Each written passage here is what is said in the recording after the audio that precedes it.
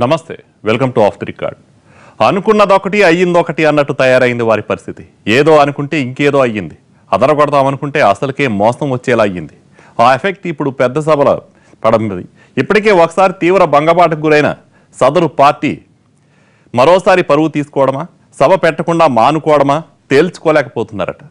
అసలు ఈ పరిస్థితి ఎక్కడంటారా? Was the story. సాధారణ ఎన్నికలకు పార్టీని సిద్ధం చేస్తున్న ఆంధ్రప్రదేశ్ బీజేపీ శాఖ ప్రజా చైతన్య యాత్ర పేరుతో రాష్ట్రవ్యాప్త బస్సు యాత్ర చేపట్టింది. సిక్కోలు టు చిత్తూరు జిల్లా ఆ చివరి నుంచి ఈ చివరి వరకు ఊళ్లన్నీ చుట్టేసి జనాన్ని తమ వైపు తిప్పుకోవాలన్నది ఆ యాత్ర అసలు ఉద్దేశం.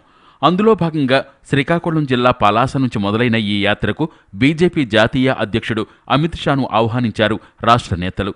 ఆయనతో గ్రీన్ సిగ్నల్ ఇప్పించుకుని బస్సును కదిలించారు. అంతవరకు బాగానే ఉంది. ఆ తర్వాతే అసలు సమస్య ఎదురైంది ఆ పార్టీకి. అంత పెద్ద పార్టీకి, అందులోనూ కేంద్రంలో అధికారంలో ఉన్న పార్టీ అధ్యక్షుడిగా ఉన్న అమిత్ షా పలాస సభ వెలవెలపోయింది. వందల సంఖ్యలో కూడా జనాన్ని సమీకరించలేకపోయారు కమలనాథులు. వేదిక ఎదురుభాగమంతా ఖాళీగా కనిపించింది. అది ఫోకస్ కాకుండా కవర్ చేసుకోవటానికి యాత్ర కోసం తెచ్చిన బస్సును వేదిక ముందు అడ్డంగా పెట్టారు. 3,000 మంది జనం పట్టే ఆ ప్రాంగణంలో సగానికి పైగా స్థలాన్ని వేదికతో నింపేశారు. మిగిలిన సగం గ్రౌండ్ను కూడా జనంతో నింపుకోలేకపోయారు. ఇది చూసి అమిత్ షా ఆగ్రహంతో ఊగిపోయారట. ఇదేం సభ, ఇదేం జన సమీకరణ అంటూ చిటపటలాడారట. వందల సంఖ్యలో కూడా లేని జనాన్ని చూసిన అమిత్ షా తూతూ మంత్రంగా బస్సుపై నుంచే ప్రసంగం కానిచ్చేసి వేదిక ఎక్కకుండానే వెనుదిరిగారు. కట్ చేస్తే పలాస సభ ఎఫెక్ట్ గుంటూరులో నిర్వహించతలపెట్టిన మోడీ సభపై గట్టిగానే పడినట్లు కనిపిస్తోంది. అమిత్ షా సభే అవమానకరంగా జరగ్గా మోడీకి అదే అనుభవం ఎదురవుతుందేమోనని పార్టీ నేతలు భయపడుతున్నారట. షెడ్యూల్ ప్రకారం ఫిబ్రవరి 10న గుంటూరులో మోడీ సభ జరగాల్సి ఉంది.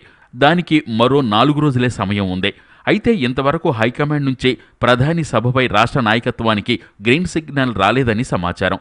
పలాస ఎపిసోడ్ నేపథ్యంలో గుంటూరు సభ పెట్టాలా లేదా అన్నది తేల్చుకోలేకపోతోందట కమలం పార్టీ. బీజేపీ రాష్ట్ర అధ్యక్షుడు కన్నాది గుంటూరే. జన సమీకరణ మీద ఆయన హామీ ఇస్తున్న ఢిల్లీ పెద్దలు నమ్మకం పెట్టలేకపోతున్నారట.